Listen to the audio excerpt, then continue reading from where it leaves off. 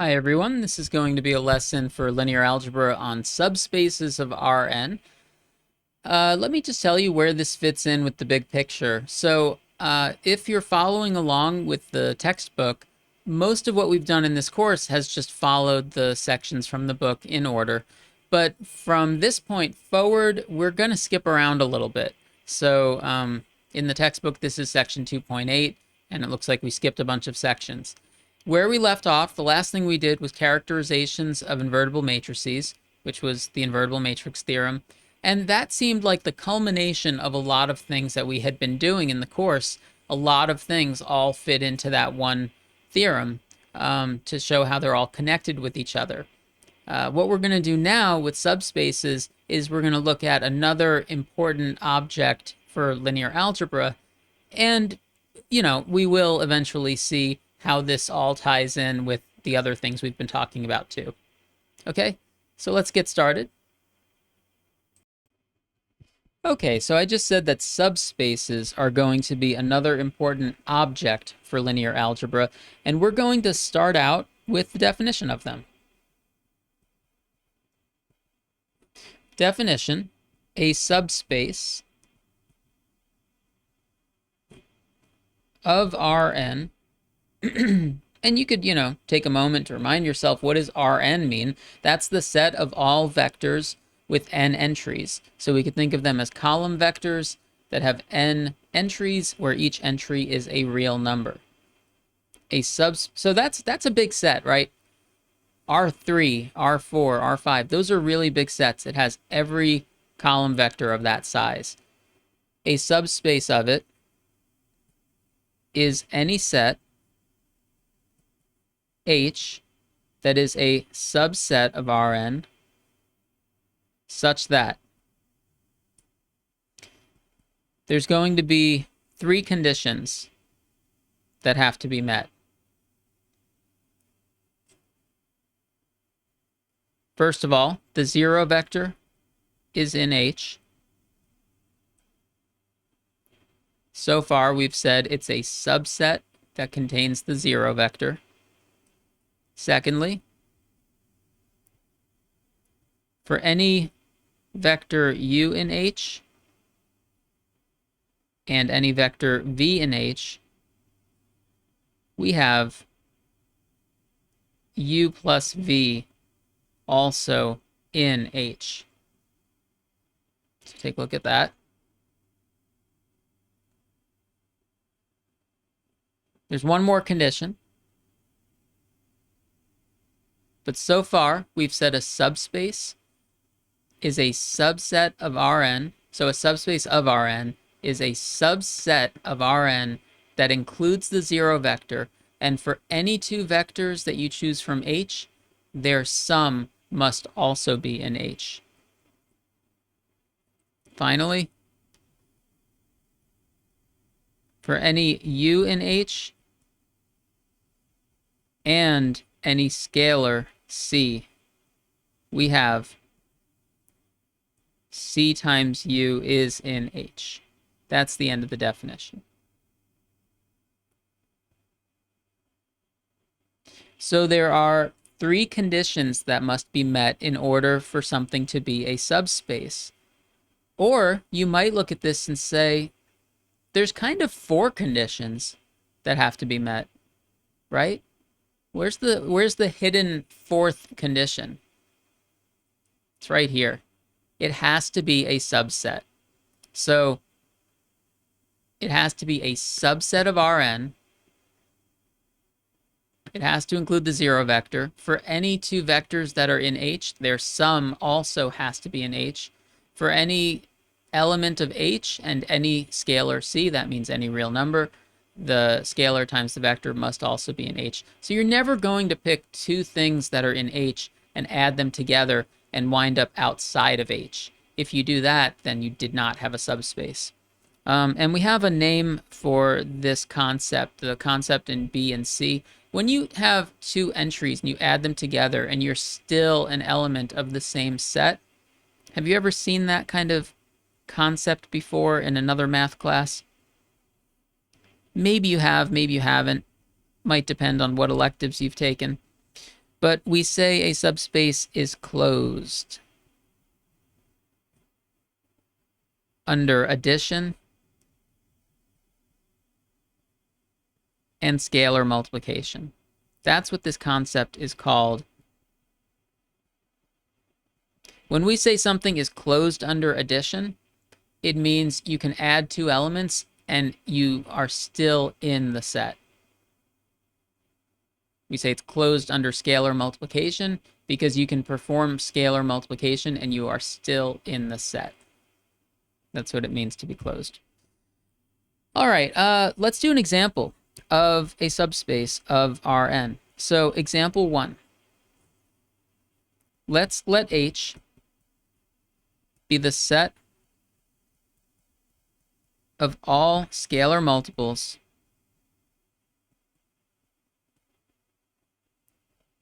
of this vector, 1, 2. Why did I write that out as a sentence? We have another notation for that. We could write this with symbols. We could say, that is, what do you think I'm going to write? I know this is a pre-recorded video and I'm asking questions, but ask yourself, what's another way that we could write this? It's the span of that vector. That's what that means. All right, so H is the span of that vector, meaning it's all scalar multiples of 1, 2. Then H is a subspace of R2. So this is our first example of a subspace of R2. And we are going to prove this. And I will do this proof, but after this, we're going to have another example. And in the next example, I'm going to ask you to prove it. So proof that this is, in fact, a subspace. Now, in order to prove it, I'm going to say that we need to prove these three conditions. I'm going to say we don't need to prove that it is a subset because I think that it's sort of clear that it is a subset of R2. You know, span of this vector. I think we can tell that we're getting vectors of 2 entries. So we're going to prove conditions A, B, and C.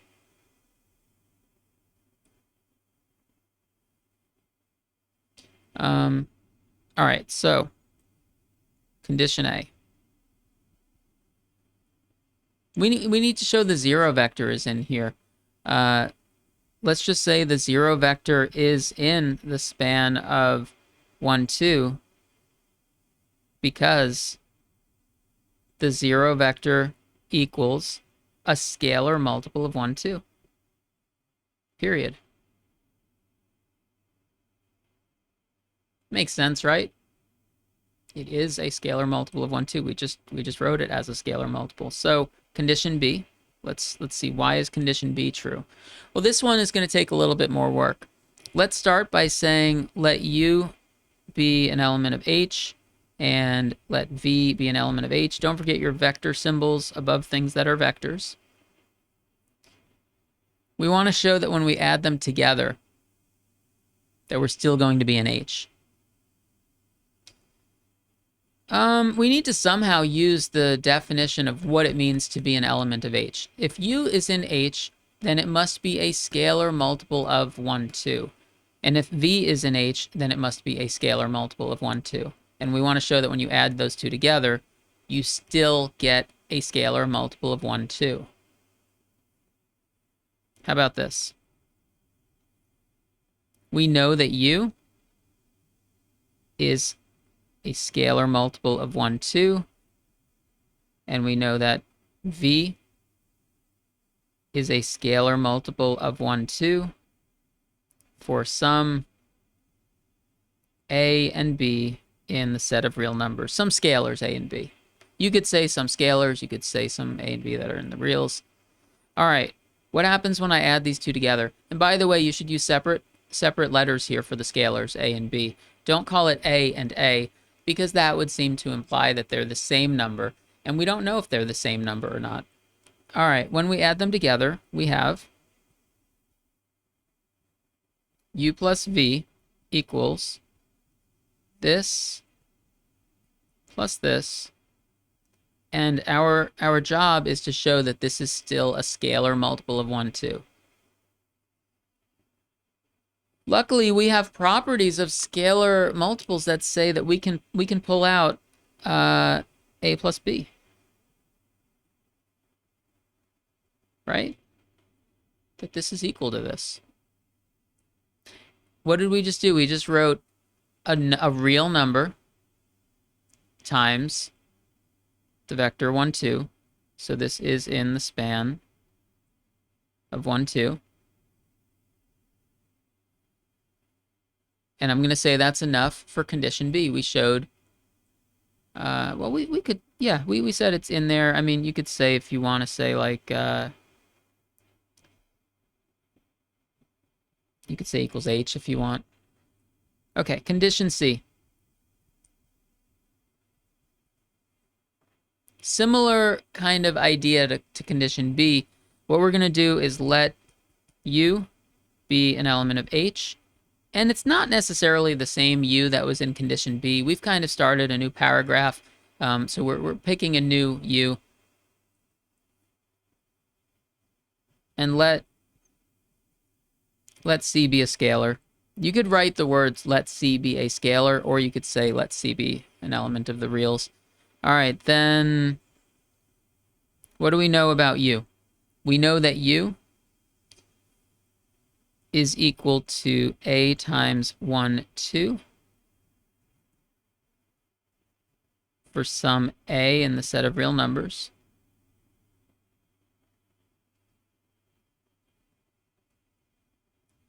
We need to show that C times U, it's not on the screen anymore, but from the definition of subspace, we need to show that C times U is in H. So let's start with C times U. Now, why is this going to be an H? It's because this is C times A times 1, 2. And I'm going to say that this is in the span of 1, 2 because CA is a scalar. It's a real number times a real number. So it is also a real number because the real numbers are closed under multiplication. When you multiply two real numbers, you still get a real number. So that's the end of the proof. We proved that H is a subspace of R2. If you wanted, you know, if you like to, you could write something like, therefore, H is a subspace of R2. That's what we were proving. All right, end of the proof.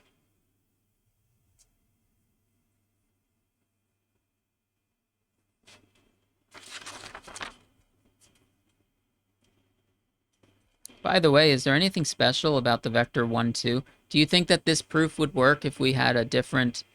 What if we had this problem, this example, instead of 1, 2, what if it was like 1, 3? You think that would also work? I think it would work. I think it would be basically the same proof. We would just have 1, 3 instead of 1, 2. What if this was like a completely different? What if it was like -5 and the other one was 17? Would this still work? I think it would. So it seems like maybe we can generalize that example to other cases as well. But that was a good first example. I'm going to have one for you to try, a proof like this. And before we do that, I just want to say one more thing about the example we just did. I want to say note, H equals span of 1, 2. Let's put the correct brackets around it. So span of this set, where the set containing just this vector, this is a line through the origin. We don't draw pictures in this class all that much. But we've said earlier in the semester that, you know, if you have things in R2, you could think of them as corresponding to points in the XY plane. So if this is the XY plane,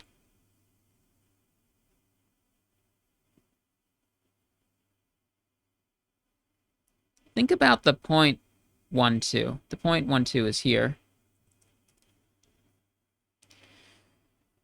What's a multiple of this point? Here, let me label this point 1, comma 2. In fact, I'm going to zoom in on this. Okay, I'm going to zoom in on the picture. That's the point 1, comma 2. What if I did a scalar multiple of this point? If I did like 2 times this point, I would do 2 times both coordinates. So I would wind up getting 2, comma 4, which is up here. What if I did 1/2 times this point? I would do 1/2 times each coordinate. I would get this point here. What if I did 0 times it? I would get this. If I did -1 times it, I would get this. If I did every scalar multiple of that point, I would get a line through the origin. Okay?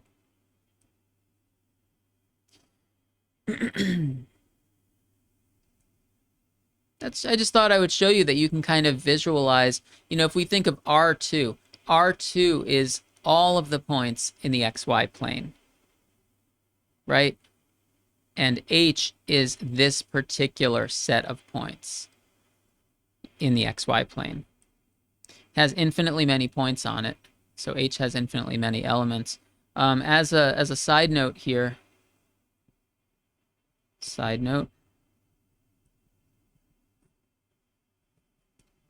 if this line did not go through the origin,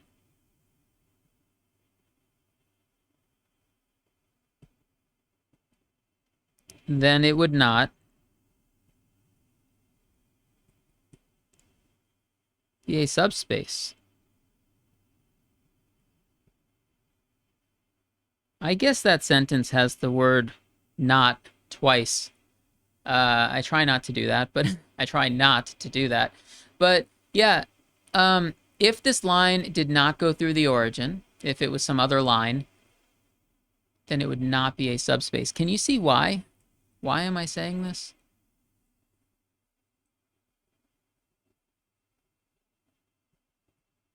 Because condition A would not be met.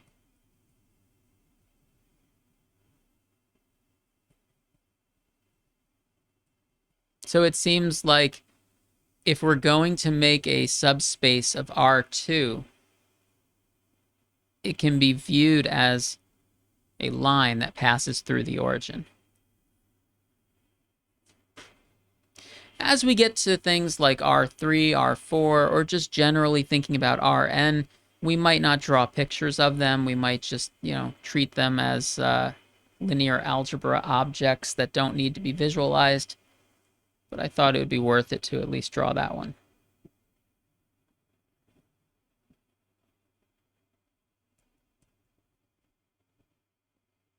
So for example 2,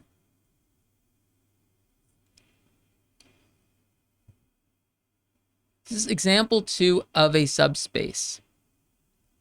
We're going to let V1 and V2 be any vectors in Rn. We're being pretty general right now. Then H equals span of V1 comma V2 is a subspace of Rn. And I'd like you to try to prove this. Prove that H is a subspace. Go ahead and pause the video and spend a couple of minutes on this.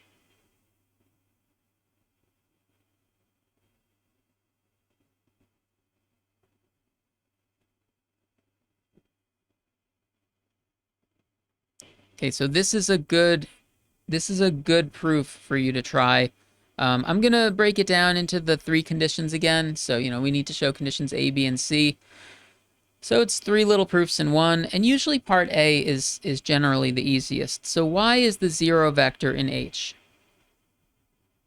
We need to say the 0 vector is in H because. Why is it in H?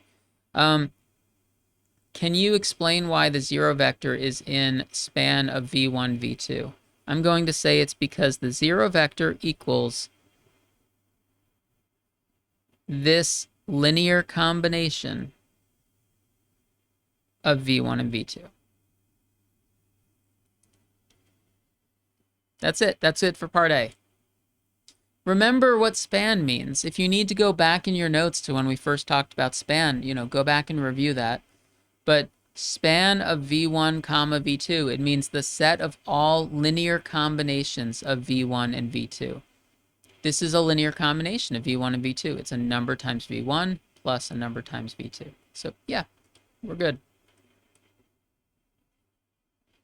I said part A is usually the easiest. Maybe part B is the one that takes the longest. It's not necessarily hard. It just takes a bunch of writing.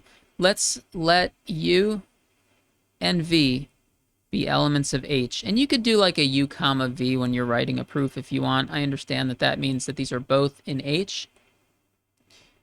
Then, if U is in H, that means U is a linear combination of V1 and V2. So I am going to write it as one. I'm going to write it as a linear combination of V1 and V2. You might use different letters from me. That's okay. And let's just be a little careful here. I'm using U and V just because those are pretty common things to use in proofs. This is called V1 and V2, so let's just make sure, I'm about to call something V, but we understand that V is not the same as V1 or V2. They're potentially three different vectors. So there's nothing wrong with the way we're writing this. Let's call it B1 V1 plus B2 V2. See what I mean? V is a vector, V1 is a vector, V2 is a vector. We wrote U and V as linear combinations of those other things. I guess I should say, hold on, I put a period there. I shouldn't put a period there. Let's make it a comma. I should say, for some A1, A2, B1, B2 in the set of real numbers. You should say that. Or something like that. You could say for some scalars, A1, A2, B1, B2. You might have called them something else. Call them A, B, C, D. If you want to call them that, that's fine. X, Y, Z, W. I don't know. You can call them A1, A2, A3, A4. Whatever you want. Just give them 4 different names. Okay. Then, we need to show that the sum, U plus V, is still in H. So let's start with U plus V. And I think it's going to help if we take the way we wrote U here and the way that we wrote V here and add those together. So A1 V1 plus A2 V2 plus B1 V1 plus B2 V2. Now, once you get here, think about what it is we're trying to do. We're trying to show that U plus V is in the span of V1, V2. We want to show that U plus V is a linear combination of V1 and V2. And now I look at what we have, and I think we can get there from this. I want a scalar times V1 plus a scalar times V2. Look at that. We kind of have it right in front of us, don't we?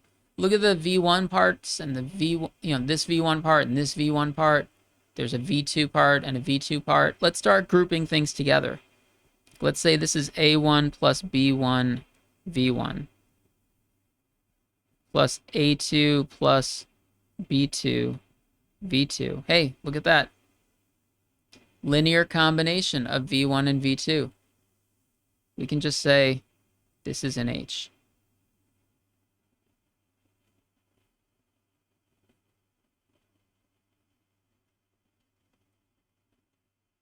I'm leaving out a little. You could write, if you want here, you could say, because A1 plus B1 is a real number, and A2 plus B2 is a real number. But in this class, at this point in this class, it's okay to leave that little part out. Let's move on to part C. Like how detailed we go in our proofs, it kind of depends on what class you're in, whether it's linear algebra or number theory or abstract algebra. And I'm telling you, like at this point in this course, we can leave out. I think that at this point, it's kind of clear that when you add two real numbers, the result is a real number. So I'm not going to say it in the proof. But if you say it in the proof, there's nothing wrong with that. Let's let U be an element of H, and let's let C. We should still be very clear about like what pieces we're working with. Like I still want to say these things. I want to let U be an element of H and let C be a real number. We need to show, well, let's first of all do this thing again.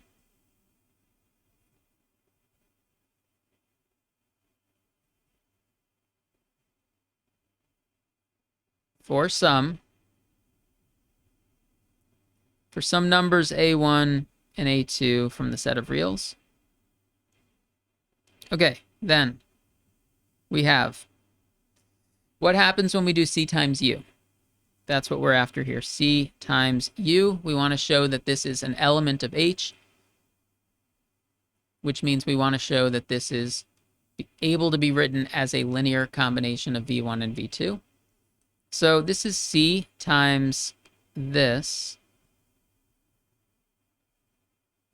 Okay.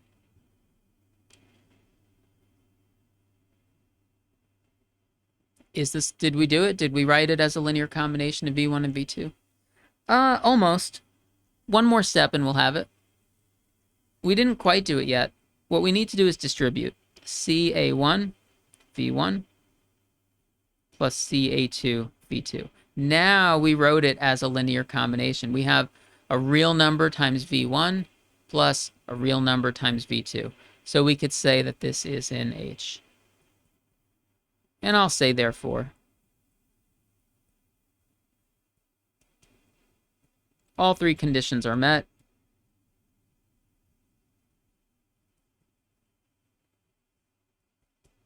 And H is a subspace of Rn.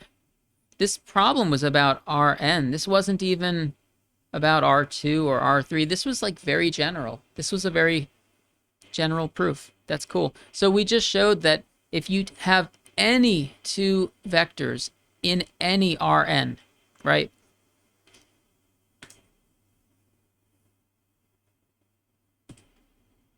The span of the two vectors forms a subspace. I mean, I guess you could say in example 1, it looked like we did the span of one vector.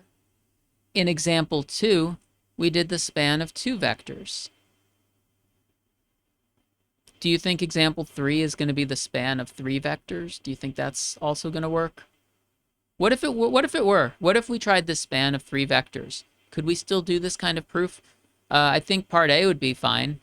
Part A would 0 times something, 0 times something, 0 times something. So part A would work. Part B, what if we had to work with a V1, a V2, and a V3? Would we still be able to do this? I think we would. Something times V1 plus something times V2 plus something times V3.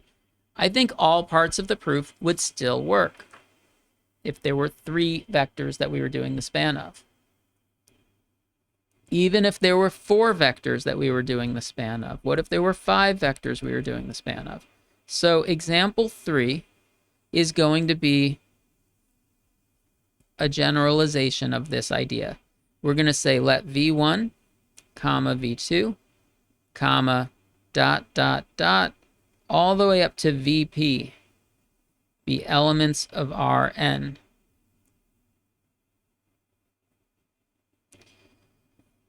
I guess I'll say for some, I don't know, for some p greater than or equal to 1. All right. Then H equals the span of V1, V2, dot, dot, dot, all the way up to VP is a subspace of Rn. So the idea that we were working with in example 1 and example 2, it also works when there's more vectors that you're doing the span of. And we're not going to prove this one. I'll just say by a similar proof to what we just did.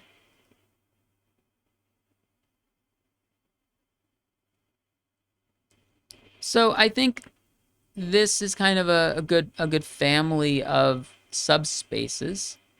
I think if I gave you Rn, like if I said tell me a subspace of R5, or if I said tell me 3 different subspaces of R5, you could come up with a bunch of different ideas of subspaces of R5. Just do span of some vectors from R5.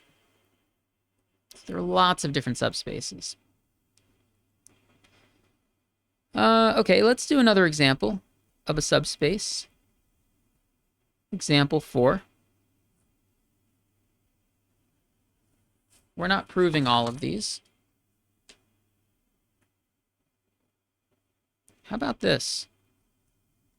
Rn is a subspace of Rn. Period. First of all, is it a subset? Yes, it does meet the definition of a subset. Every set is a subset of itself. Even though I said we're not going to necessarily write a proof for every one of these, I would like you to go back and look at the definition of subspace and see for yourself why all 3 conditions are met. Even if you don't write it up as a proof, you could just look over the conditions and see why all 3 conditions are met. Example 5.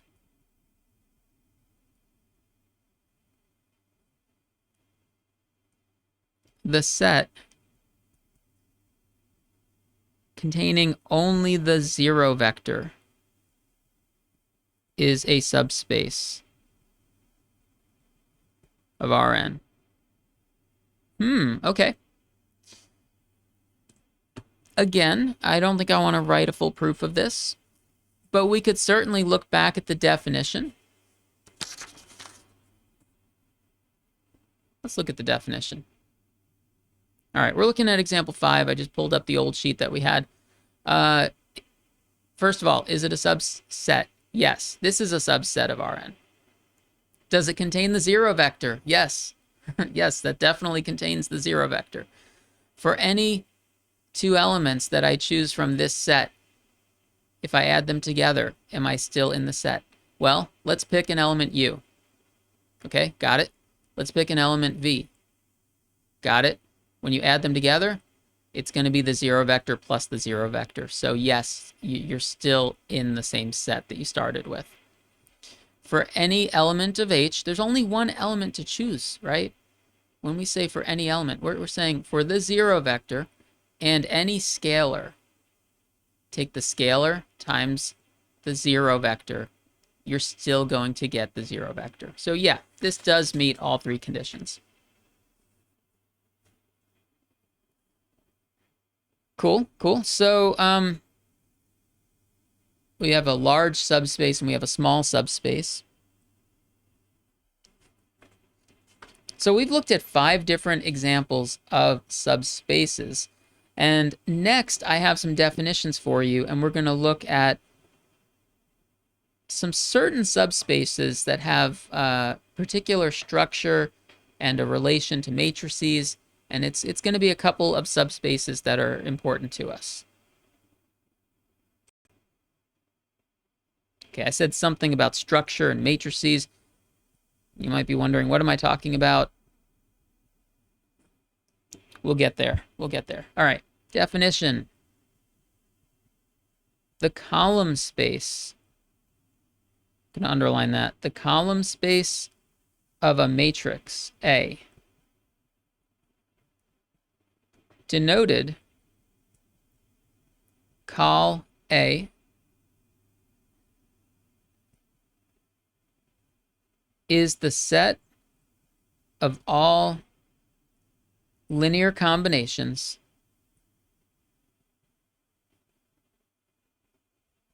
of the columns of A.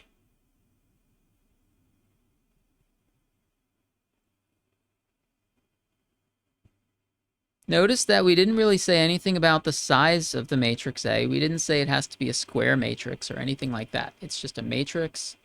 We're going to take the set of all linear combinations of its columns.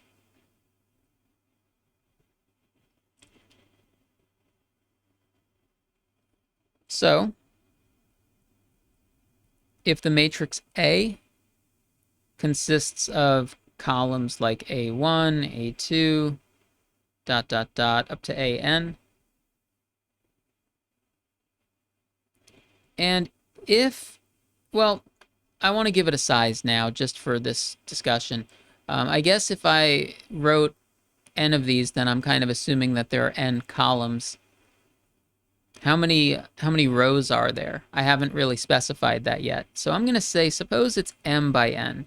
So there's m rows and n columns. Then col A would be the span of those columns. Okay?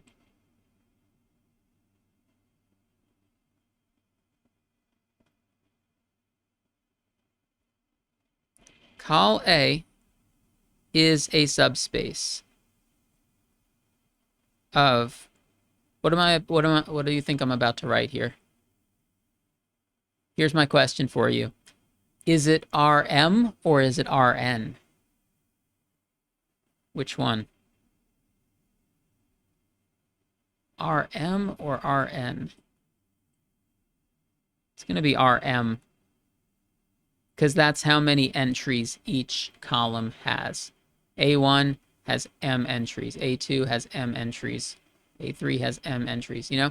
So, do we need to prove this? I don't think we need to prove this. I think we said this in example 3. And we already said that that sort of thing is a subspace. The proof would be kind of like the proof from example 2. So for any matrix, you get this particular subspace of Rm. Okay. There's another one. There's another definition. Let's separate this a little bit. The line. All right, definition. The null space. The null space of a matrix A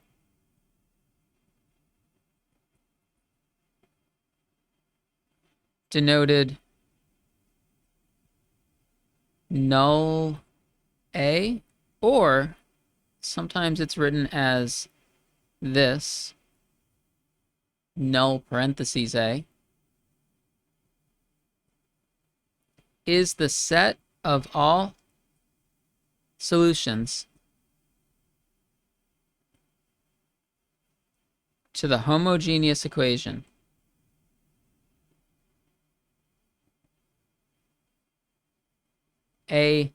Ax equals the 0 vector.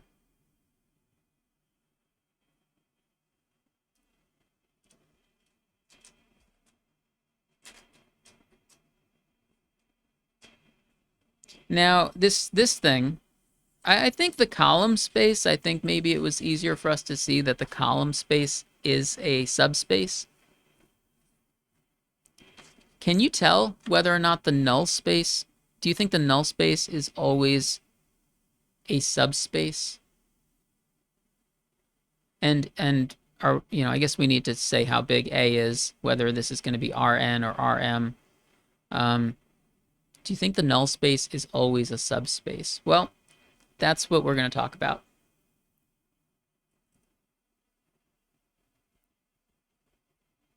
Theorem 12 says if A is m by n, then null of A is a subspace of, what do you think? Do you think I'm going to say Rn, or do you think I'm going to say Rm? We can tell. Like, you can figure out, am I going to say Rm or Rn? based on what we've said so far? Well, an element of the null space would be a solution to this equation. So it would be kind of, it would be like an x, right? It would be like a vector x that solves this.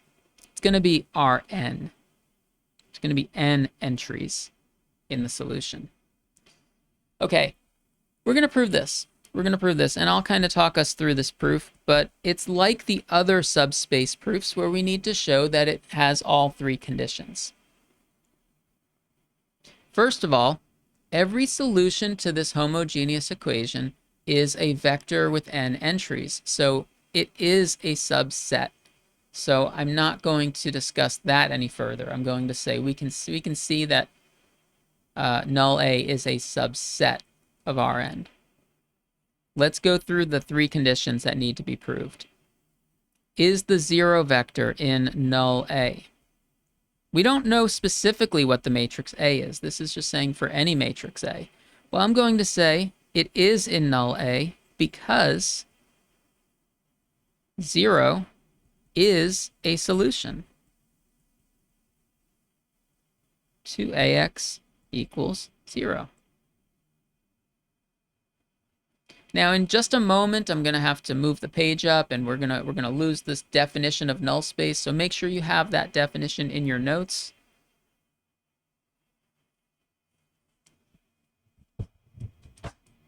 Off to the side, this is not really a part of the proof, but off to the side, I'm just going to say what we just talked about is this is the trivial solution, right?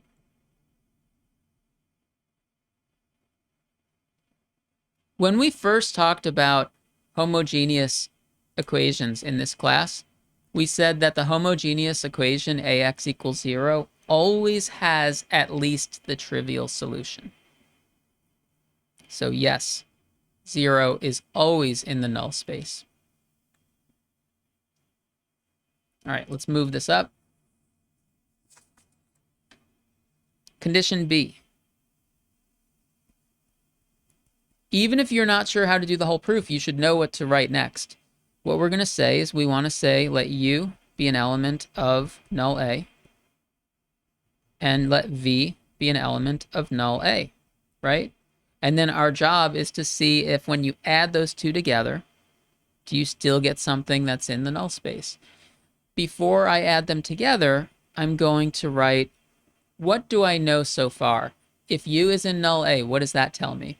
It tells me that AU equals 0. If V is in null A, that tells me that AV equals 0.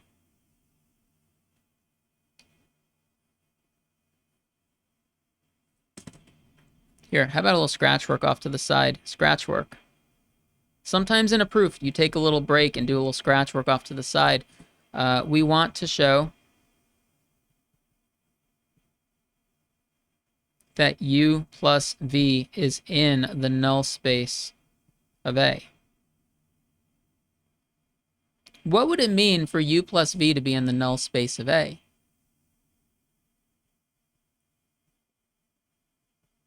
It would mean that U plus V solves this homogeneous equation.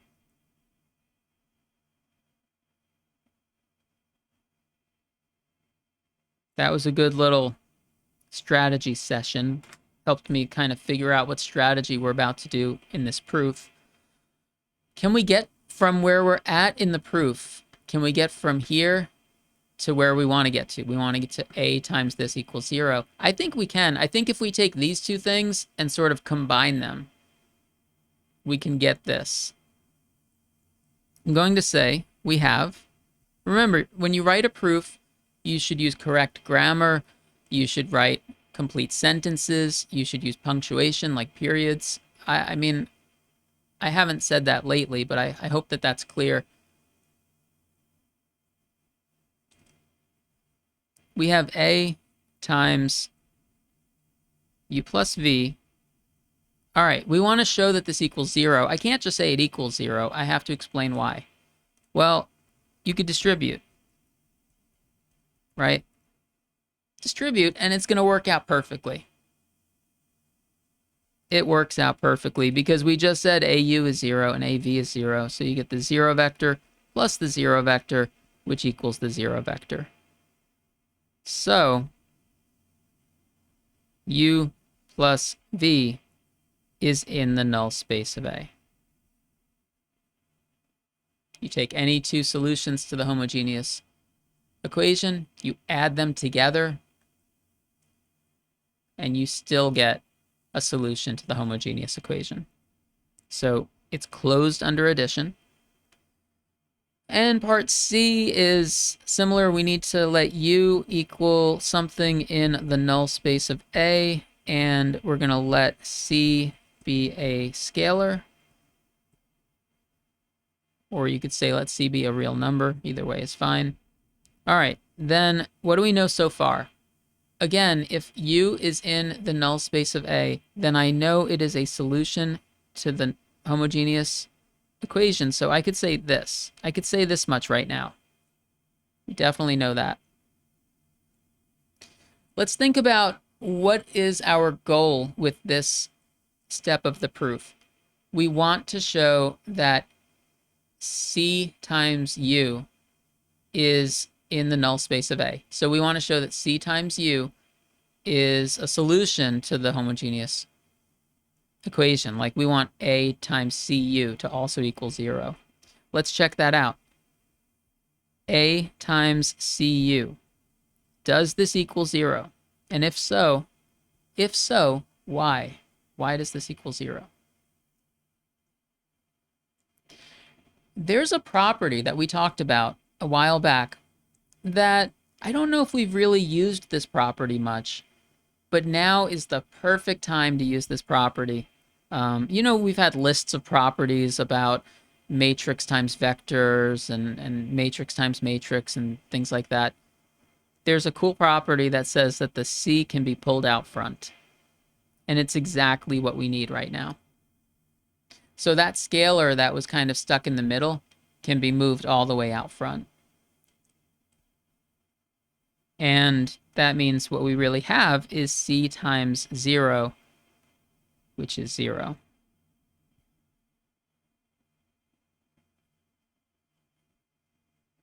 Therefore,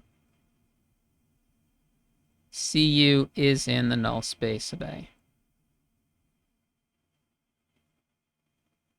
And this time I'm just going to end the proof here. Sometimes I add that extra sentence at the end.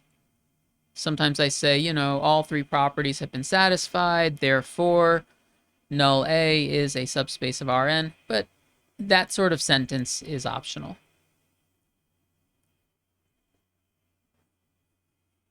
Cool, we did it. So let's just take a quick peek back up at the theorem, which is still right up at the top of the screen. So for any matrix A, the null space is a subspace. So now I'll say down here, so given any matrix A, we get two important subspaces. Call A and null A. Remember for null space, I said there are two ways to write it. NUL, or sometimes the lowercase NULL.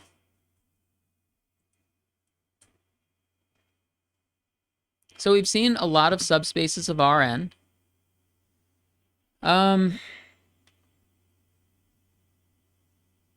Yeah, we've seen a lot. You can do the span of any set of vectors. It seems like it's kind of easy to make subspaces. I guess I do. At this point, maybe I should warn you that not every subset of Rn is going to be a subspace of Rn. Right? Maybe I should have planned some non-examples, like some examples of things that are not subspaces.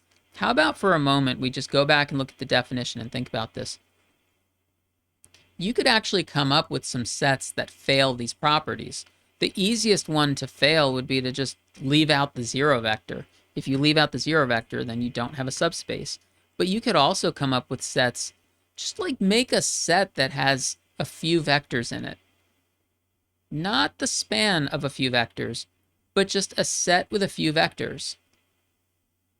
And, you know, I'll do this. Let's do it. Okay? Because I'm worried that I'm giving you the impression that like everything is a subspace. Not every subset H of Rn is a subspace of Rn. I'm just going to make one up.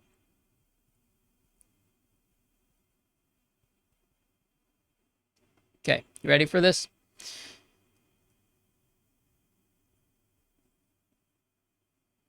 Look at that. I put the zero vector in. So watch out.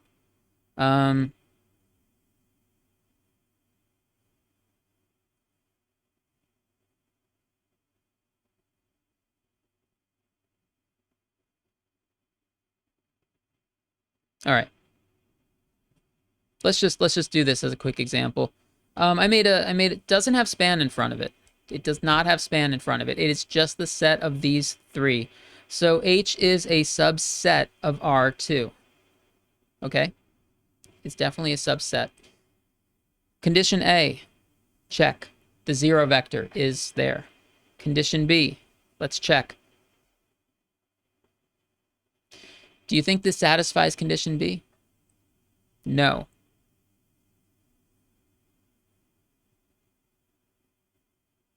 Because we could take two elements of this, such as 1, 1, and add it to 2, 3.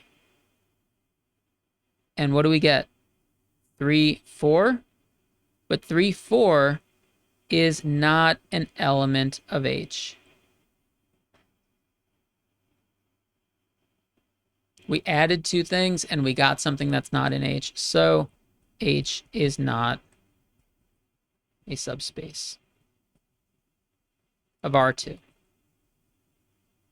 So this was just a little side note, you know, to keep in mind that not every set that you come across is going to be a subspace. That's kind of what makes subspaces special. They are a special kind of subset.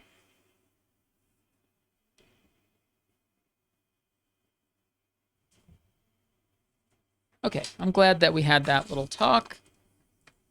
Let's move on. There's a little bit more to talk about for this section. Let's move some of this up.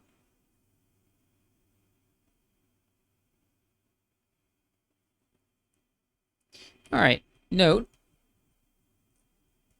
the subspace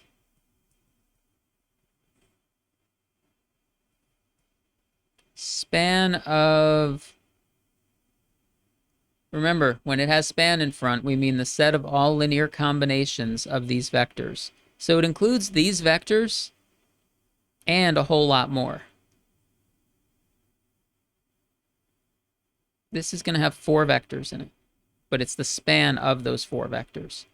This is a subspace of R2 and a subset of R2. I want to say that this can be written much simpler as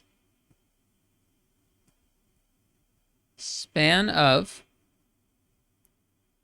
1, 0 and 0, 1.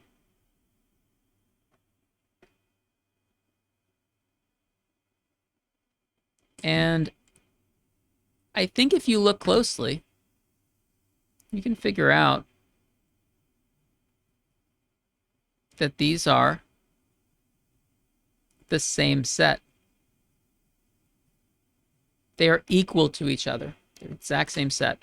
Everything that's in this first one is in the second one. Everything that's in the second one is in the first one. They are the same set written in 2 different ways. But I think that this second notation is better because it's in terms of fewer vectors. Can you see that from the second way I wrote it? That you can get the entry 1, 1, like you can get the vector 1, 1. Just add these two together. Oh, I'm missing a bracket here. Let's add that in. It's missing a little bracket. Can you see that we could get 2, 2?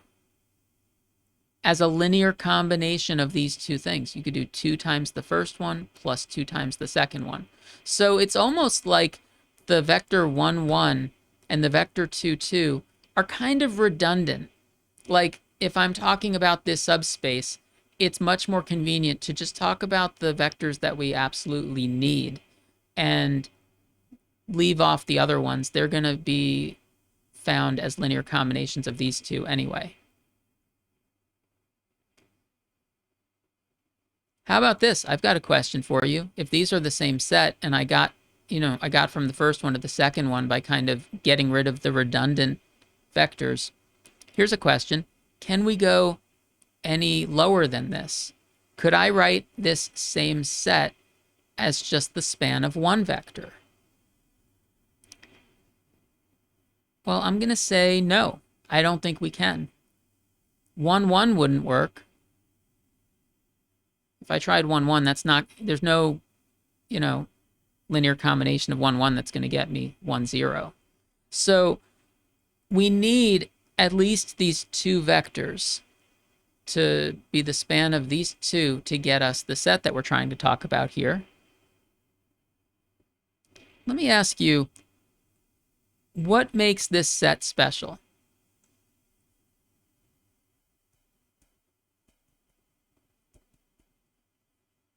What makes the set, and I'm leaving off the word span for now, okay?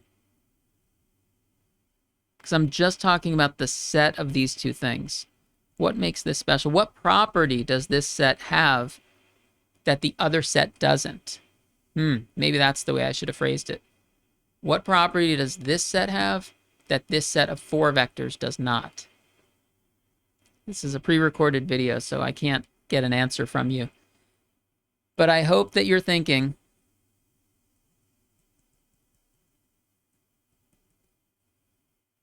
it is linearly independent. And we have a name for this idea, okay? The idea that there's sometimes more than one way to write a subspace. The same subspace can be written in more than one way, and there's kind of a simpler way to write it. We call this a basis for a subspace. A basis for a subspace H of Rn is a linearly independent set in H that spans H.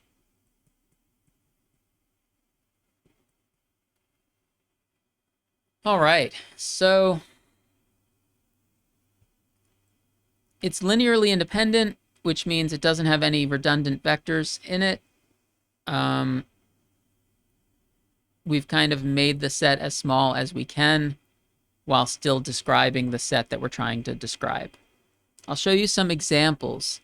Oh, by the way, sometimes, just as a note here, if we talk about multiple ones, sometimes the plural form is bases. So we don't say basises, we say bases. Okay. Let me show you some examples of bases. Examples of a basis for a subspace. I'm going to show you 4 of them. The set containing the vector 1, 0 and 0, 1 is a basis for... What is this set that we were talking about up here? This subspace of R2? I don't know if you noticed, but the subspace of R2 that we were talking about above is actually all of R2. Because you can get any element of R2 as a linear combination of these two vectors. So it's a basis for this subspace of R2. Okay? It's linearly independent set, and it spans R2. we don't write the word span in front of this because we're just, a basis is just a set of a few things. In this case, it just has two. All right, next example. 1, 0, comma, 5, 3 is also a basis for R2.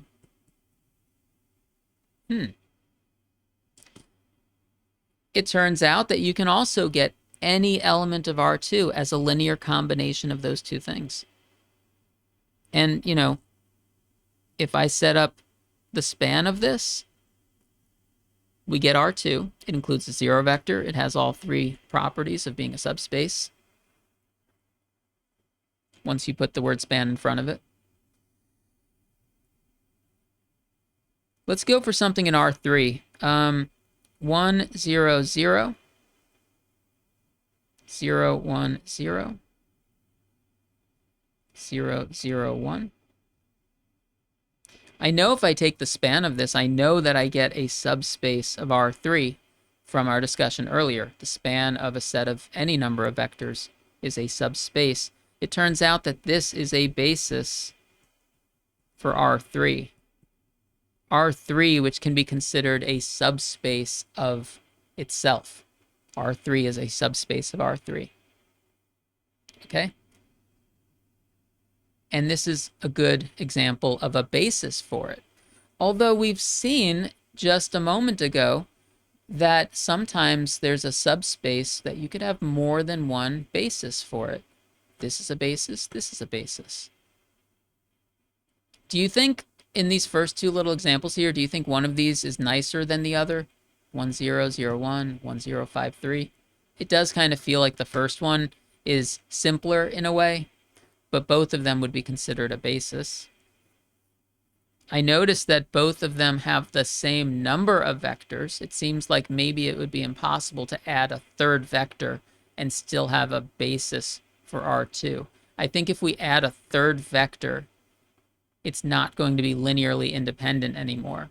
So maybe a basis for R2 always has two elements. And maybe a basis for R3 always has three elements. Seems that way, doesn't it? In general,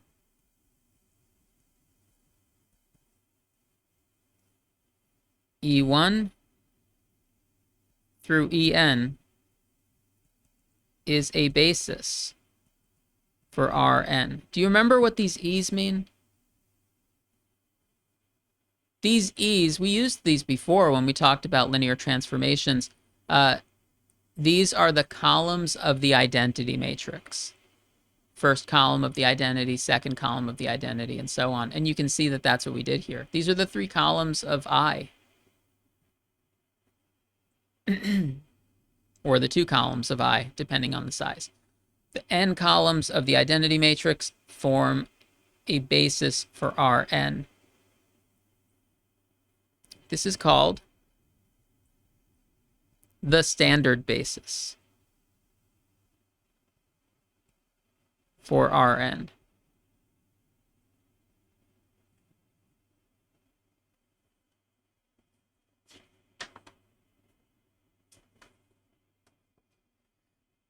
So these are examples of bases for R2 and R3 and Rn, but we've seen that there are other subspaces that exist other than, like, you know, the entire space itself.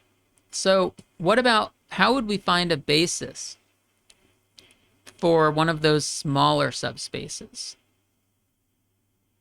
Like something that is a subset of R2, but not all of R2? Or a subset of R3, but not all of R3? How would we find a basis? Let's do a problem. Let's do a problem where we do that. I know that a basis has to be linearly independent, so maybe that's something we might need to use. All right, example. I'll talk us through this one. I think I have, looking at my notes here, I've got two problems, and I'm going to do this one for us. And pay close attention, because after this, I'm going to ask you to do one. All right. Find a basis for the null space of the matrix A equals 3, -9, 6, -1, 3, -2. So I'll do this one for us. That is all it gives us. I mean, is this the null space? Is the null space in R2 or is it in R3? How big is the basis going to be? It's up to us to figure this all out. This is all the problem gave us. All right, so let's get to work. First of all, null space is supposed to be solutions to the homogeneous equation. So I know that we want this to be true, right? We want solutions to the homogeneous equation. So how about we set that up? Let's find solutions. Here, 3, -9, 6, -1, 3, -2. Let's find solutions to the homogeneous equation. That seems like a good place to start.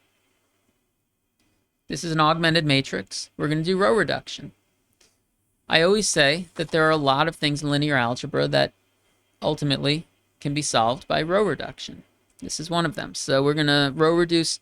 I'm going to multiply row 1 by 1/3 because it's kind of bugging me that we have a 3, a 9, and a 6.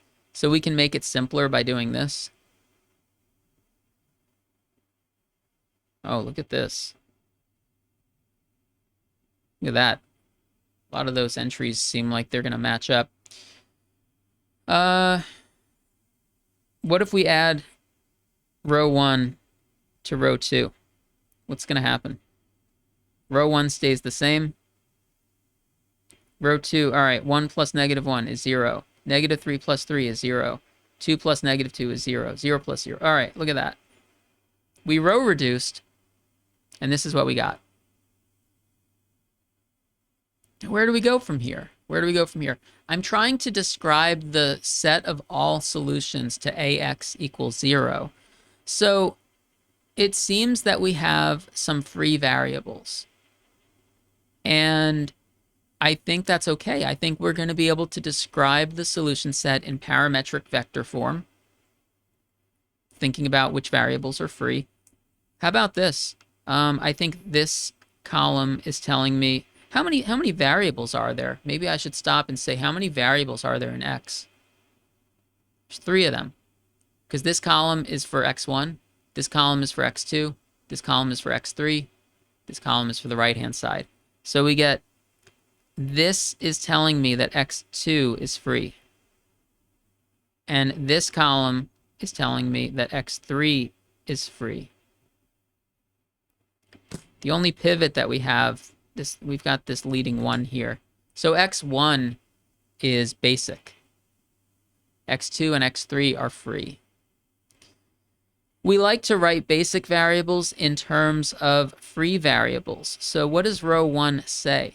Row 1 says X1 minus 3X2 plus 2X3 equals 0. So we could solve for X1 in terms of the free variables. Maybe we write it as 3x2 minus 2x3. If I asked you to write the solution set in parametric vector form, would you be able to do that? We've done that before. It's just been a little while since we've done it. So the solutions are vectors x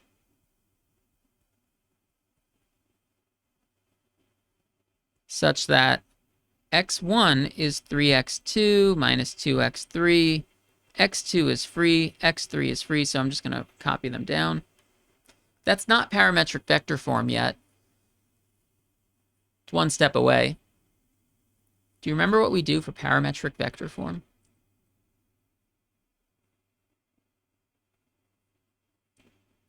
I'm going to write x2 times a vector plus x3 times a vector, because x2 and x3 are free. And then I'm going to figure out what numbers need to go in here. How many x2s do we have? We have 3 of them up here, 1 of them here, and 0 of them here. How many x3s do I have? -2 up here, 0 of them here, and 1 of them here. It's parametric vector form.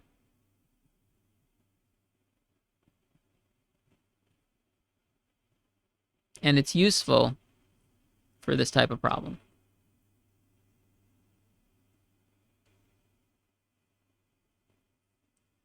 We're not finished answering this. Did we find a basis for the null space of this matrix? We're almost finished. All right, solutions are. Would it be correct if I said the solutions to ax equals 0 are all x in the span of... Can you see that this is true from what we wrote above?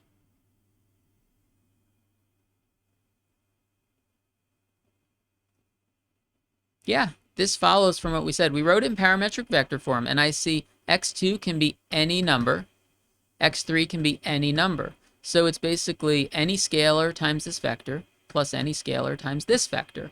So it's any linear combination of these two vectors is going to be a solution to the homogeneous equation. So this is what we write for any linear combination of these two vectors.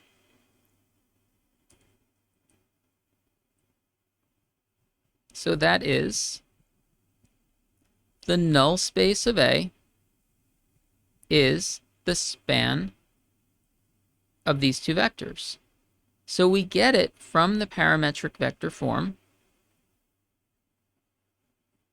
Some problems might have span of 2 vectors. Some problems might have span of 1 vector. Some problems might have span of 3 vectors. But anyway, we got this. Do you think that these two vectors form a basis for this null space? Do you think that we've found a description of the null space, but have we found a basis? Well, I'm going to tell you that these two vectors are linearly independent. How do I know that? There's a couple of ways I know it. We had a bunch of rules back when we first talked about linear independence. We had a bunch of rules, like if it's a set of 2 vectors, certain shortcuts. But I'm going to tell you now, in fact,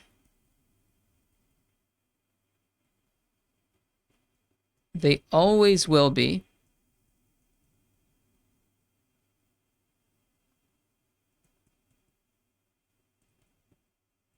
That's the nice thing about parametric vector form.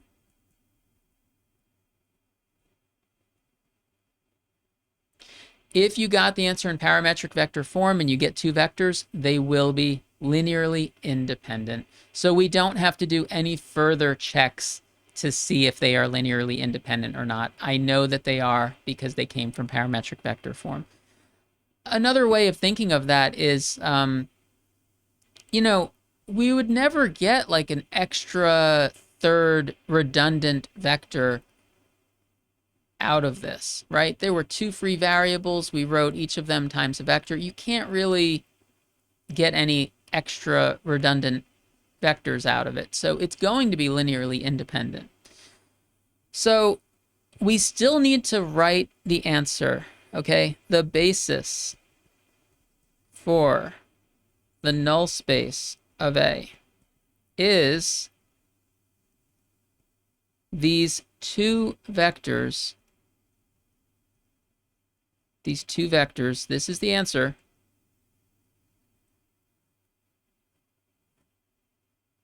And I'm going to say, don't write span.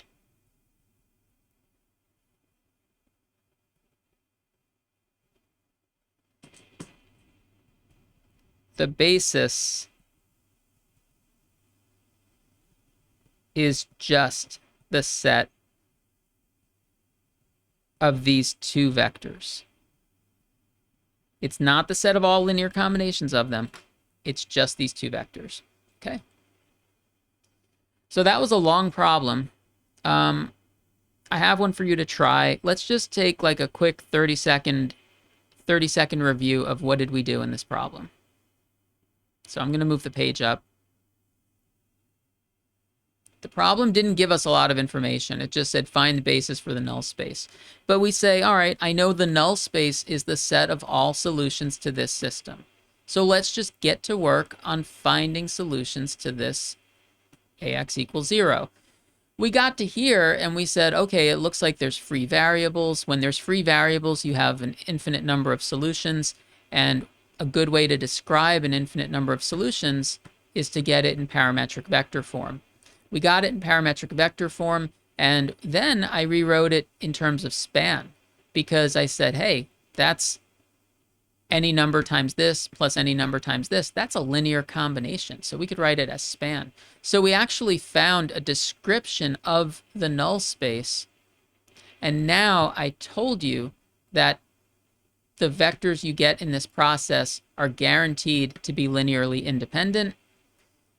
So they describe the null space and they're linearly independent. Therefore, they give you a basis. I don't know if that was 30 seconds, but that was a quick review of what we did. So next, I have a problem for you to try.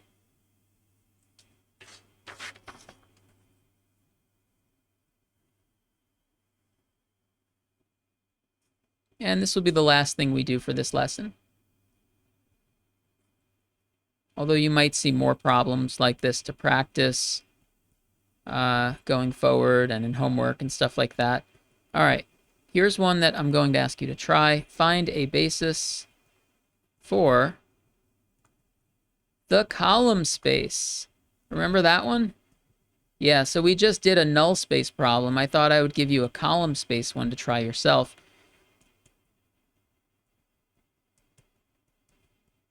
That way we can say we've done one of each. All right, find a basis. Ooh, you know what? Hold on a second. I have to tell you something before we get too deep into this. I want to remind you something. This says find a basis. I want to tell you that technically there's more than one correct answer. Even with the one that we just did, there's more than one correct answer. Do you notice that? Let's go back to something earlier. Remember how we found two different bases for R2? This is a completely valid basis for R2. This is also a valid basis for R2. Well, same thing can happen with these problems. Typically, there will be one basis that is sort of the nicest basis and the most natural basis to get, but technically, there could be other ways of writing it. So that is why we say find a basis. All right, I just wanted to make that clear. That's why we don't say find the basis, because that would imply there's only one. Here we go. There's your matrix. I'd like you to pause the video and spend a few minutes trying this.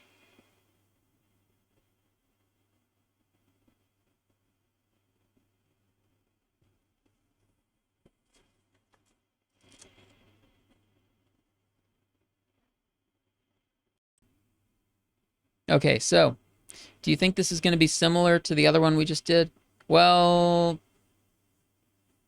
it's kind of different, isn't it? Because this is column space. This does not have anything to do with AX equals 0. AX equals 0 is for the null space. So we need to think about linear combinations of these columns. So there's 4 columns. We want maybe the span of all 4 of them, right? So how about this? I decided for my write-up that I was going to give the columns names. I decided let B1, B2, B3, and B4 denote the columns. Now, why did I choose B's? The matrix is called A, so maybe it would feel more natural to use A's.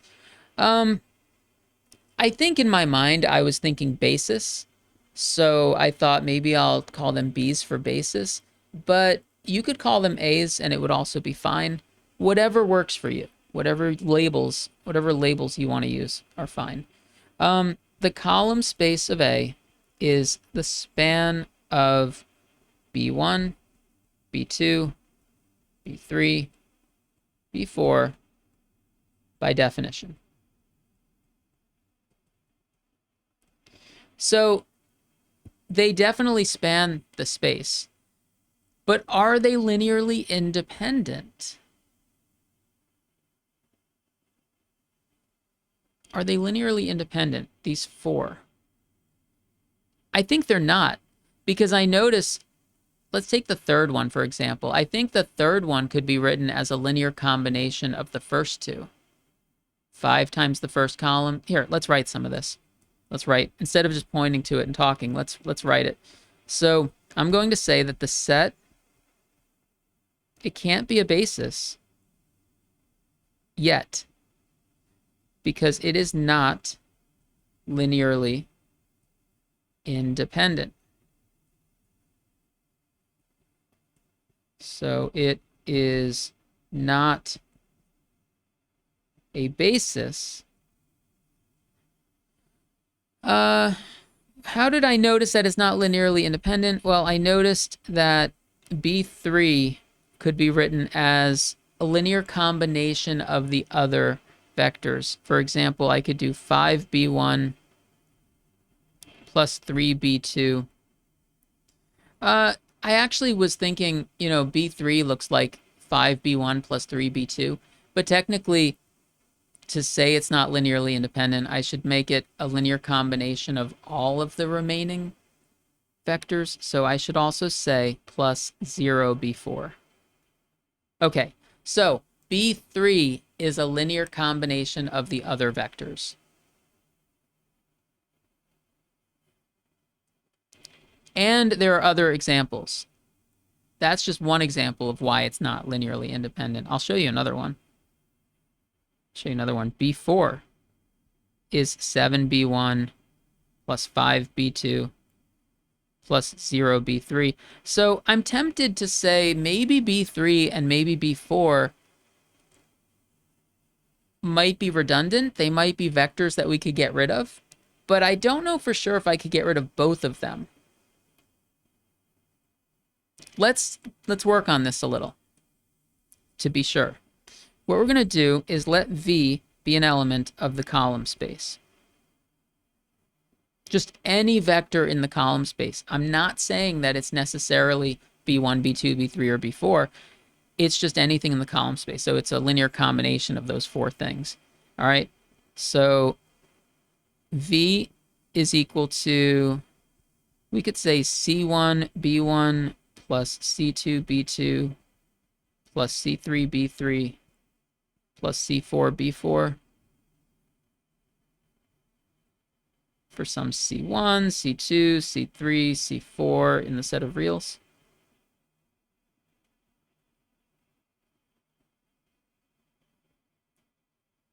I'm trying to figure out, which vectors we can get rid of.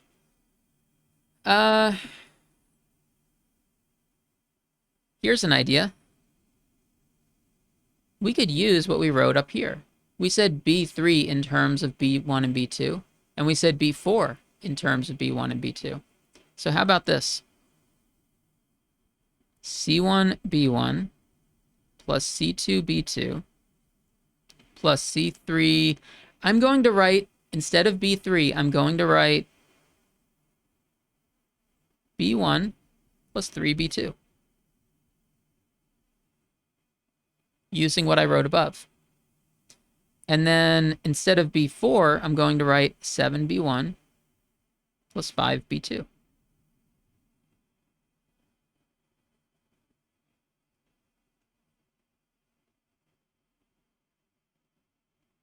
Do you see where we're headed with this? This expression, this entire line here, it only has B1 and B2.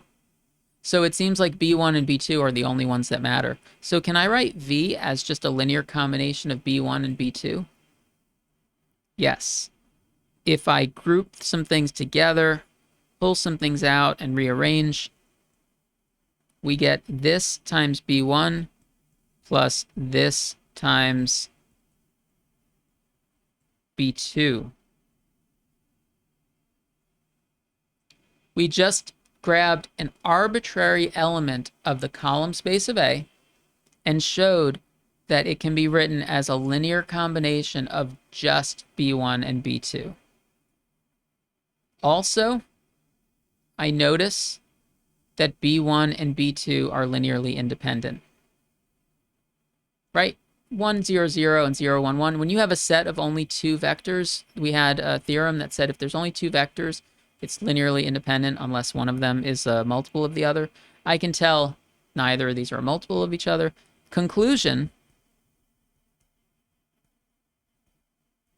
a basis for col A is,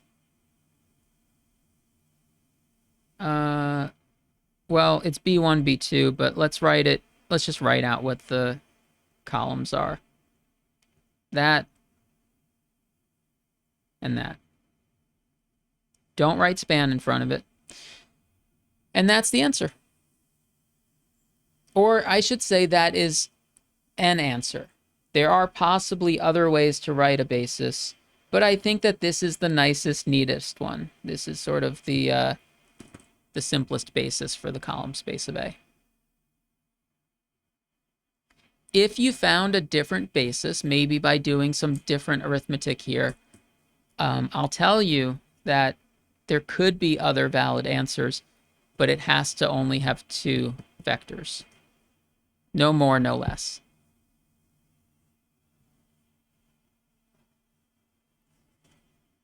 I think I said this was the last problem we were doing today, but I want to actually say something about it. Is there something that we could have done as a shortcut? Because these steps don't really seem very natural. Like we noticed that B3 and B4 could be written in terms of the other two, and then we incorporated that into this line. And, you know, you might not have come up with that. Maybe you came up with a different way to do it. But I have a theorem that's going to give us a shortcut for column space problems. Okay? It's not a shortcut for null space problems, but that's okay. Shortcut for null space problems. The pivot columns. Remember what a pivot is? The pivot columns of A form a basis for the column space of A. Well, you might be thinking it sure would have been nice if we had said that theorem before we did this problem, because isn't that a great shortcut?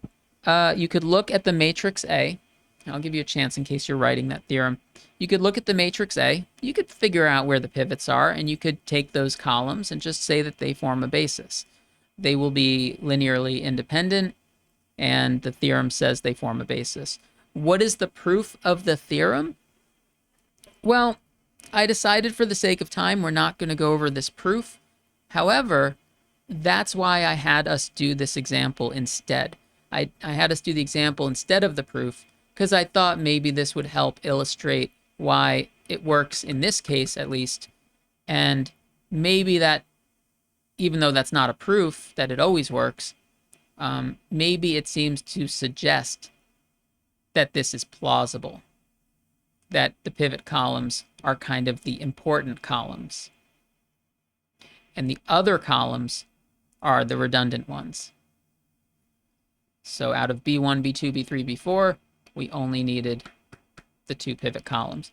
I want to tell you a quick warning. If you're going to use Theorem 13 as a shortcut, going forward, if you get a problem about column spaces and you want to use Theorem 13, that's okay. You could say, you know, the following is a basis because of Theorem 13.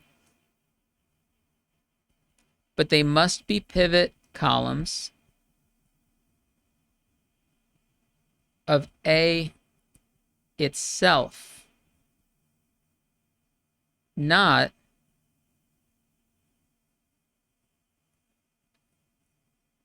a row-reduced matrix we get from A. See the difference? When we get a matrix A and we do row reduction, we might say that the reduced matrix we get is row equivalent to the original matrix. It's row equivalent, but it's not equal to the original matrix. The theorem says it has to be the pivot columns of A itself. So in this problem that we had above,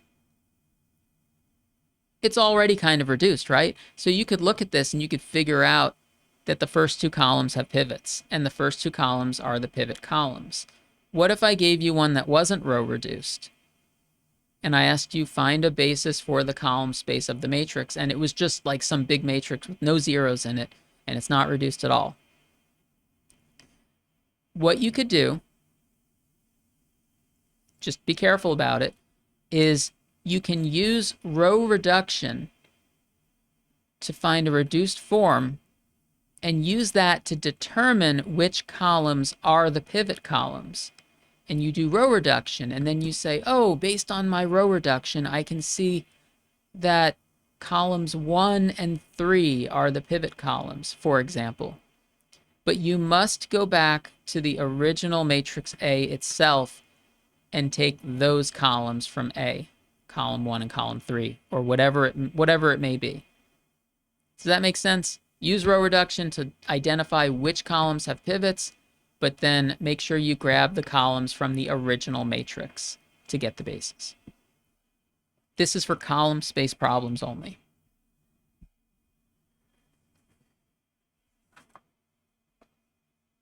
All right, so we're going to finish up here in just a moment.